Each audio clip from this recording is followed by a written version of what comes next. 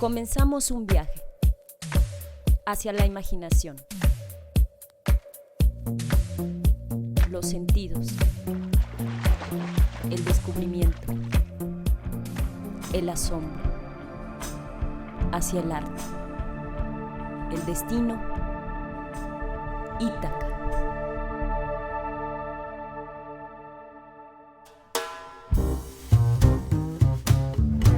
The other nights like this,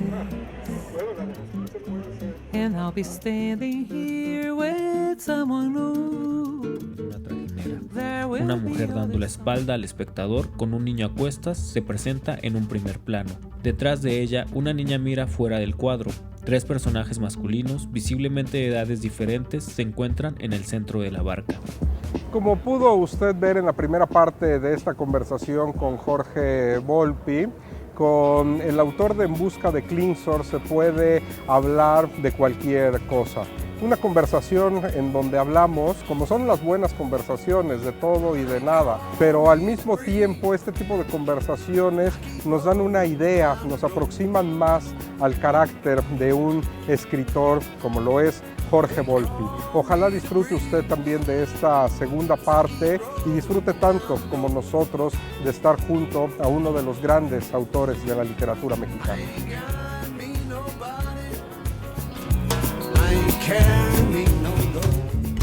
Amigos nuestros, buenas tardes, soy Charlie Aranda. Mi actividad actual se centra en el acopio de material, partituras y métodos en PDF y archivo en MP3. Tenemos un grupo Facebook que se llama Sax con Pistas 2. Nosotros proporcionamos a muchos compañeros material tanto para que estudien como para que trabajen. Hemos tenido hasta 1000 compañeros en este grupo de Face, muchos compañeros mexicanos, españoles, argentinos, básicamente. Sax con Pistas 2. Lo que quieras de material digitalizado lo tenemos nosotros. Tenemos 70 gigas en PDF y MP3 a tus órdenes.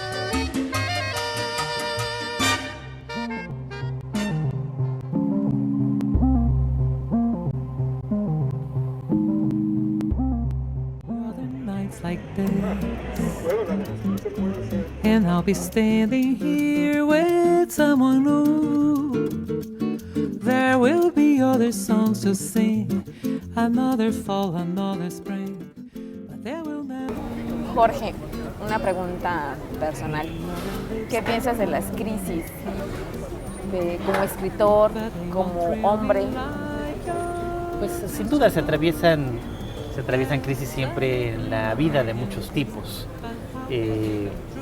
desde crisis familiares que tienen que ver también pues, con la propia vejez de los padres, que es un poco quizá lo que me pasa ahora, pero sobre todo digamos sí recuerdo algunos momentos de crisis en la adolescencia, particularmente cuando empezamos a escribir, en la época en que todavía nos veíamos mucho con Eloy y con Nacho. Y luego la siguiente probablemente sí la llegué a tener hacia los 39 años, 38, cuando regresé a vivir a México después de 8 años fuera. Como que hubo muchos factores que se combinaron, pero bueno, como muchas crisis en el caso de los escritores, terminó dando lugar a un libro muy distinto de casi todo lo demás que he escrito. Es el único libro autobiográfico, se llama El jardín devastado. Y por otro lado, ahora no es una crisis, porque no la veo así, o crisis en todo el caso en sentido positivo. Publiqué En busca de Klingsor hace exactamente 15 años, y desde entonces he publicado 4 novelas que tienen una estética común, mezclando historia, política, ciencia. En busca de Klingsor, El fin de la locura, No será la tierra y Memorial del engaño. Y para mí esto cierra también un ciclo. Sí, también sé que ahora volveré otra vez a intentar otras cosas que no haya hecho antes. Y este año, por ejemplo, no estoy escribiendo. Este es mi año sabático de escritura. ¿Se puede?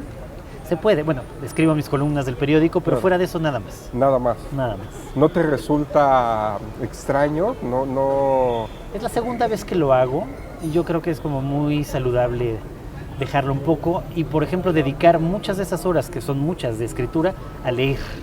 A descubrir qué otras cosas hay, qué otras cosas están haciendo actualmente. Dile un poco a nuestro público lo sustantivo que se vuelve para alguien como tú la lectura. Bueno, la lectura es, digamos, lo esencial para un escritor. No se puede escribir sin leer, como si fuera solamente un don adquirido. O sea, realmente los libros vienen de la vida, pero también de otros libros. ¿Qué estás leyendo ahora, en estos días? Ahora estoy terminando de leer un libro que hemos estado comentando tanto con Nacho como con Pedro, con Eloy, que a mí no me está gustando realmente, que es La muerte del padre de Karl Ove Knausgaard, que es como el gran éxito de crítica actualmente y que yo estoy padeciendo mucho. Yo voy en Un hombre enamorado. ¿Y te gusta? El segundo tomo me está gustando mucho porque es la relación con amorosa, su hijo. ¿no? Y amorosa, pero sobre todo con su hijo, en donde la paternidad llega y se mete a su vida y él precisamente busca tiempo para escribir. Yo no entiendo sinceramente el furor en torno a este escritor. Sí, yo no tengo furor por él, pero me está gustando, ¿no? Pero además hay una parte, no sé a ti eso ahora que mencionas de tus padres, que es recurrente también en la literatura del siglo XX, Richard Ford con Mi madre, claro. Roland Barthes con casos. el diario de duelo, no sé, Kureishi con Mi oído en su corazón. ¿Tú tienes esta fijación con los padres? Sí, yo también la tengo. Justo mi siguiente curso en la UNAM, donde soy profesor, ahora ya solamente el semestre de primavera, es sobre novelas de pérdidas. Nacho también está dando, curiosamente, un curso parecido. Compartimos luego esos intereses a lo mejor. Entonces, pérdidas no solamente de padres, también de hijos o de parejas o de hermanos. Y la literatura siempre ha sido una especie de manera de conjurar el dolor, o de intentar al menos conjurar el dolor de una pérdida. Es muy interesante. Y todos los títulos que mencionas pues son fascinantes.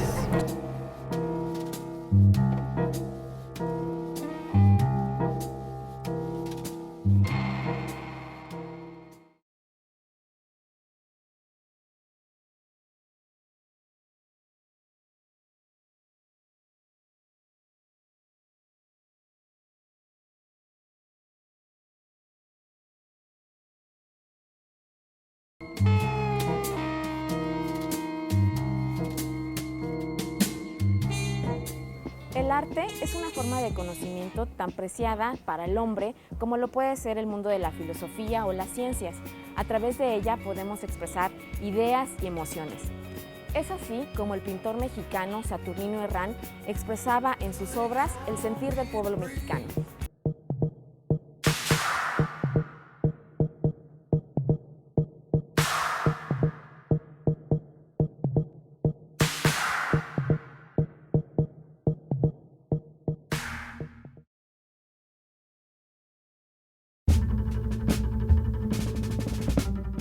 La ofrenda de Saturnino Herrán representa a un grupo de campesinos que viaja a través de un río en una trajinera. Una mujer dando la espalda al espectador con un niño a cuestas se presenta en un primer plano. Detrás de ella, una niña mira fuera del cuadro. 3 personajes masculinos, visiblemente de edades diferentes, se encuentran en el centro de la barca. El del centro, que carga un racimo de flores de cempasúchil, está vestido con camisa y calzón de manta, enfatizando su protagonismo por su brillantez. La escena va más allá del trabajo costumbrista, tan de moda del siglo XIX. De la misma manera sobrepasa los temas históricos, bíblicos o mitológicos de la pintura académica. Saturnino Herrán construye una imagen compleja, un simbolismo modernista revestido de una escena nacional, a través de un realismo académico con una pincelada suelta y rápida. En 1913, Herrán realizó este cuadro, un momento complejo del país. 3 años de guerra civil habían debilitado la estabilidad económica alcanzada en el Porfiriato. Madero había sido asesinado, tomando la presidencia de manera abrupta Victoriano Huerta. Si bien Saturnino Herrán no participó de manera activa en el movimiento armado, como lo hicieron otros artistas contemporáneos a él, como Gerardo Murillo, José Clemente Orozco y David Alfaro Siqueiros, y tampoco presentó el conflicto en sus cuadros. Es inevitable no pensar esta imagen, así como su selección del tema, como resultado de su convulso contexto social. La presencia de la flor de cempasúchil, flor tradicional para generar las ofrendas en México en las fiestas de Día de los Fieles Difuntos y Todos los Santos, fijan el tema de la pintura, la muerte. Como lo han evidenciado muchos historiadores del arte, la ofrenda representa la muerte no únicamente desde las tradiciones populares, sino representa el tópico clásico de las 3 edades al representar a ancianos, adultos y niños, los cuales simbolizan el transcurso de la vida con su inevitable desenlace. Así, el tema se fortalece en una visión local y universal, generando una síntesis profunda como la misma expresión melancólica de los personajes.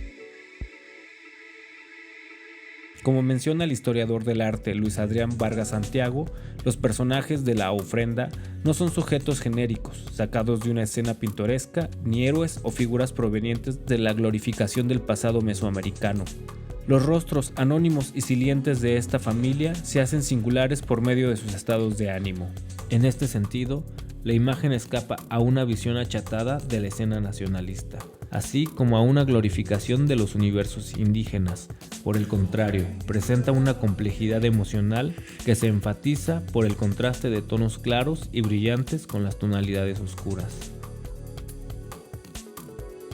Oye, Jorge, en esta parte de las pérdidas, en la generación del crack a la que perteneces, en la literatura toda, pues, las historias de amor son fundamentales, ¿no? Recuerdo, por ejemplo, la de En busca de Klingsor. Esta parte de la pérdida, ¿cómo la llevas tú? Porque es muy diferente a como la ve, por ejemplo, Eloi Urroz, ¿no? Sí, bueno, a mí me interesan mucho, obviamente, las historias de amor de una manera distinta. En Eloi probablemente sea su único tema, o casi su mayor tema. En mi caso, yo creo que es muy importante, pero casi siempre las historias quedan dentro de un marco que quizá las camufla un poco. Yo muchas veces decía que para mí En busca de Klingsor era esencialmente una novela de amor. Pero claro, no lo parece que es una novela sobre física, una novela sobre ciencia, una novela sobre los nazis. Pero ahí detrás, abajo, lo que a mí más me importaba eran esas historias de amor, esa especie de, no triángulo, sino cuadrángulo amoroso, sí, ¿no? Entre dos parejas que se van traicionando unos a otros constantemente. Sí, esa parte además es compleja, ¿no? Que recuerda un poco a los novelistas ingleses, a Grant Grimm o a James, en fin, ¿no? También creo que tengo la impresión que te gusta incluir mucho aspectos familiares, ¿no? En todas tus sí, pero disfrazados. A diferencia de Eloi, que lo hace público todo, ¿no?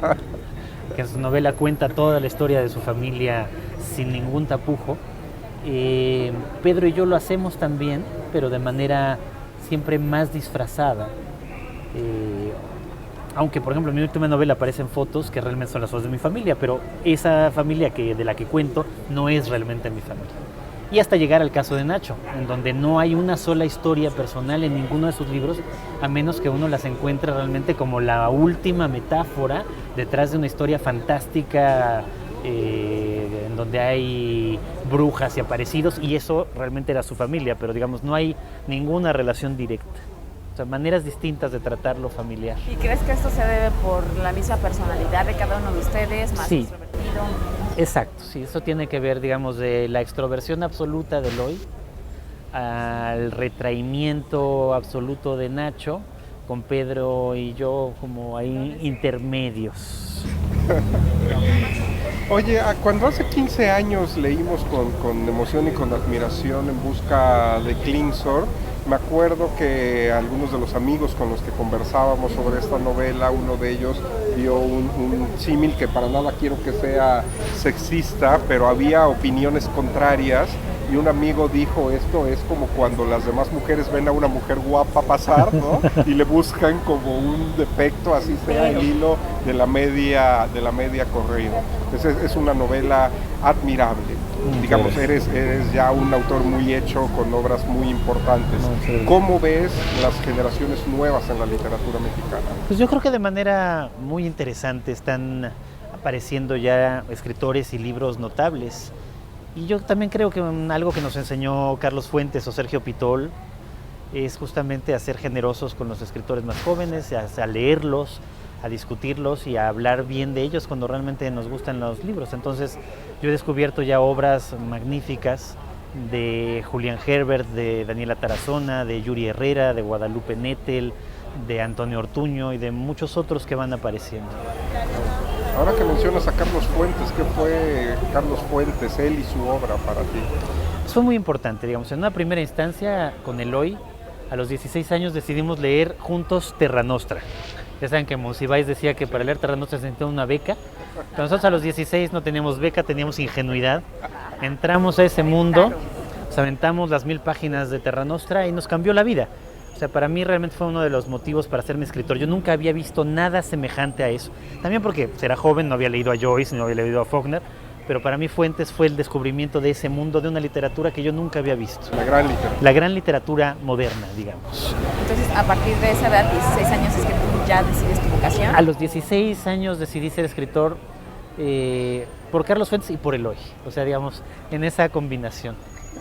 Y eso siempre lo digo porque se lo agradezco. Yo en ese momento quería estudiar filosofía. Yo leía mucha filosofía y Eloy ya estaba completamente contaminado por el virus de la literatura. Ya era poeta, estaba forzándole la mano a su papá para que publicara su primer libro de poemas. Y él fue el que me impulsó a escribir. Yo lo impulsé a otras cosas, a leer filosofía y otras cosas, porque él solo leía literatura. Pero ahí vino. Y luego ya, digamos, para seguir con Fuentes, después de eso, muchos años después, él fue muy generoso con todos nosotros, empezando conmigo, en cuanto se publicó En busca de Klingsor, igual que otros escritores como Sergio, me llamaron, me felicitaron, fue una relación que empezó ahí a volverse de amistad y mi amistad sigue siendo, pues, mi agradecimiento a Fuentes entrañable, mi amistad con Silvia, su mujer, hasta el día de hoy sigue siendo algo importante. Y yo creo que sigue siendo un modelo del escritor que, más allá de todo, no dejó nunca de creer que eso era lo más importante en la vida. ¿Y Latinoamérica? Ya mencionaste a los mexicanos jóvenes, no solo los de Bogotá, quiero decir, ¿cómo ves a Argentina, Chile, Perú? Acabas de estar en Perú, precisamente. Pues otra vez, yo creo que hay escritores cada vez muy interesantes en muchos países. Sigue habiendo el problema, y eso es de lo que hablaba en El insomnio de Bolívar, este libro sobre América Latina, de la distribución. O sea, pese al libro electrónico que parecería que podría romper esta barrera, fuera de eso es muy difícil todavía que los libros de los escritores jóvenes de un país latinoamericano circulen en los otros. Entonces, solo yendo allá, viajando, hablando, uno puede encontrarlos. Si no, sigue siendo, a pesar de todo, a pesar, digamos, de toda la tecnología y todos los cambios que ha habido en nuestra época, difícil saber qué es lo que ocurre incluso en los países vecinos. Nos hablaste con mucha admiración de Terra Nostra y después dijiste que a los 16 todavía no habías leído a Faulkner o a Joyce, ¿no? ¿Cuáles son los autores o las lecturas que te han marcado profundamente?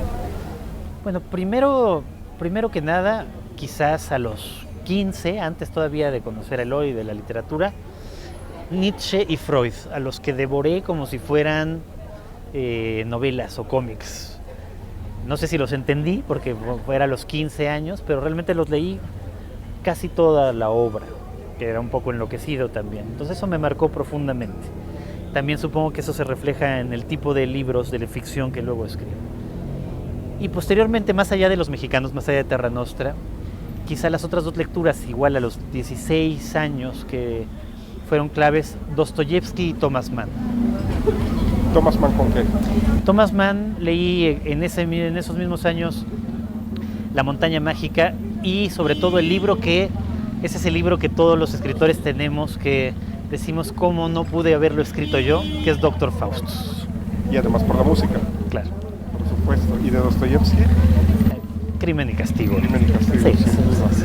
Oye, vamos a hablar un poco de tu más reciente libro, pero para que podamos hablar de Memorial del Engaño, vas a tener que explicarnos quién es J. Volpi. J. Volpi es un inversor y luego criminal financiero. En el 2008, cuando se descubre en sus fechorías, huye y en su huida decide escribir sus memorias, contando esencialmente 3 historias: su propia vida familiar, su relación muy conflictiva con su padre, con su madre, con sus hijos, llena de engaños y de traiciones. Cuenta también cómo él participó y fue parte de esa gran burbuja financiera que luego da lugar a la gran recesión que comienza en el 2008. Y cuenta también de manera muy particular la búsqueda de su padre, un hombre que muere una semana antes de que él nazca. Él es un hijo póstumo y por lo tanto decide tratar de saber quién era en contra del relato de su madre, para terminar descubriendo que era asistente de una figura histórica muy interesante, Harry Dexter White, que fue el fundador y el creador del Fondo Monetario Internacional y del Banco Mundial, y que sin embargo, a pesar de esto, fue acusado de ser espía soviético. Entonces, este es J. Volpi, con quien comparto únicamente el apellido. Entonces no es autobiográfico. Pues no, desafortunadamente no he estafado a nadie por tantos millones de dólares. ¿Qué tanta semejanza hay entre J. Volpi y Jorge? Bueno, simplemente nos dedicamos a lo mismo. Los criminales financieros y los escritores nos dedicamos a lo mismo, a engañar al mayor número posible de personas diciendo las mentiras lo mejor que podemos. Lo único que no te has embolsado 15 mil millones de dólares. Desafortunadamente. Ahí me di cuenta de que me equivoqué de profesión. ¿Qué le debe Memorial del Engaño al Quijote o a Tristram Shandy o a Machado de Asís con las memorias? Pues es un homenaje a esta tradición, sobre todo al Quijote. El Quijote se nos presenta como una traducción de Sidamete Benengeli, como un libro que es encontrado, como un manuscrito perdido, y ese es el homenaje aquí. Esta novela, Memorial del Engaño, es como si hubiese sido escrita originalmente por J. Volpi en inglés. Tiene un traductor que se llama Gustavo Izquierdo. En el libro no hay un solo signo, no hay una sola señal de que no haya sido escrito por J. Volpi, este criminal financiero. Exactamente. ¿No te importa la desaparición del autor? Pues no, ahí el autor, queda, porque como no somos nada, pero somos tocayos de apellido. Eso es. Oye, Jorge, como sabes, este programa se llama Ítaca. La referencia es muy obvia, ¿no? Dinos cuál es tu Ítaca, cuál es tu punto de llegada y si alguien acaso te espera. Cuando vayas a Ítaca, es uno de los poemas que realmente siempre me marcaron, y Cavafis es uno de mis poetas favoritos. Más allá de la Ítaca, digamos, homérica, ¿no? Esa Ítaca para mí siempre fue fundamental, porque en efecto, como dice el poema de Cavafis, lo que importa no es a dónde llegas, sino el camino. Exactamente. ¿Te espera alguien? Sí, me espera afortunadamente mucha gente, mi familia, mis amigos. Muy bien, pues estuvo con nosotros hoy Jorge Volpi, una plática muy sabrosa, además con muchas recomendaciones de literatura y de música. Le pido que nos acompañe la próxima semana, nos vemos, seguiremos platicando de literatura y demás cosas. Haga de este programa su propia Ítaca, por favor.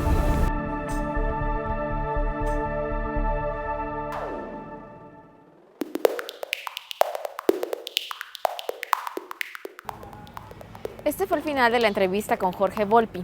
Los invitamos a la próxima Ítaca, donde platicaremos con Eloy Urroz, el tercer integrante de la generación del crack.